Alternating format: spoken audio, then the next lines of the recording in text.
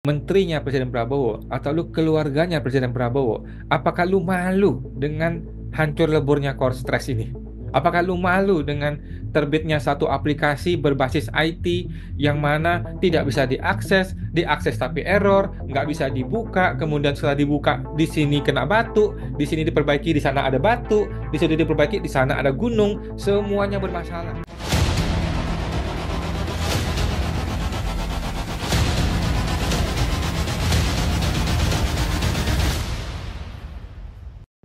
Sikap pesimisme masyarakat semakin terus meningkat terhadap kepemimpinan Prabowo jelang 6 bulan resmi menjalankan roda pemerintahan Republik Indonesia. Huru-hara akibat kebijakan bodohnya mulai terasa hingga ke masyarakat bawah.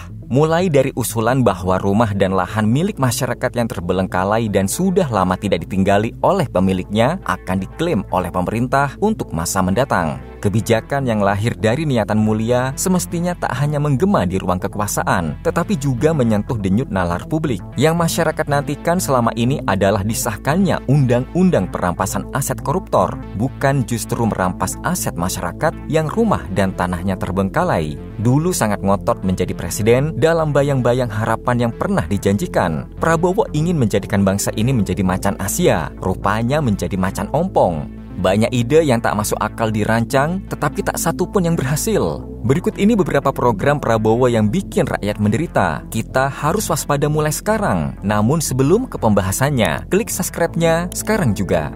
1. Program GovTech.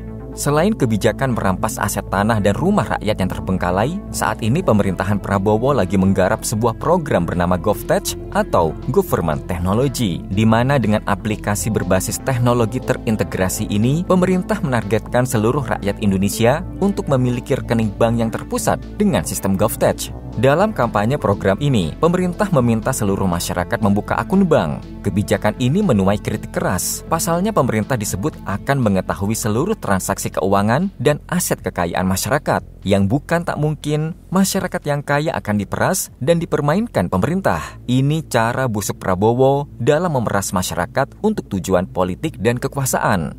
2. Program Danantara.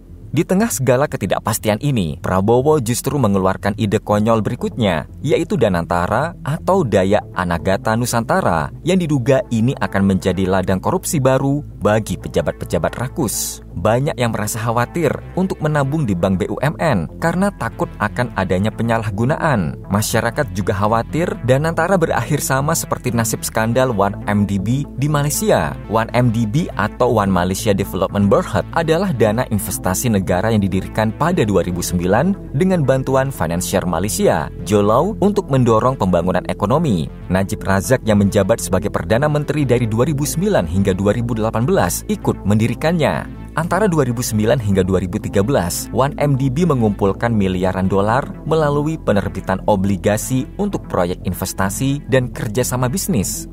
Namun, Departemen Kehakiman Amerika Serikat mengungkap bahwa sekitar 4,5 miliar dolar atau sekitar 73,3 triliun rupiah dana tersebut dikorupsi. Jadi sangat wajar jika banyak yang pesimis bahwa pemerintah Indonesia bisa amanah. Jika ditarik benang merahnya, seharusnya kita bisa menyimpulkan beberapa kebijakan Prabowo tersebut yang sangat mengejutkan. Pertama adalah kebijakan merampas aset masyarakat seperti rumah dan tanah yang terbengkalai, memaksa rakyat membuka akun bank yang terafiliasi dengan sistem GovTech, serta mengikut-sertakan dana masyarakat ke dalam program Danantara adalah cara Prabowo menumbalkan rakyat untuk kebijakan bodohnya. Nantinya jika program ini mengalami masalah dan korupsi, tentu saja bukan pemerintah yang dirugikan, melainkan dana masyarakatlah yang jadi korbannya. Apakah mungkin ini adalah salah satu cara Prabowo untuk menekan utang luar negeri yang kian membengkak? Dulu sangat ngotot jadi presiden, sudah jadi malah bikin nambah beban hidup rakyat kecil tanpa memberikan solusi nyata. Kira-kira bagaimana tanggapan kalian dengan pemerintahan Prabowo saat ini? Tulis di kolom komentar and see you next video. Bye-bye.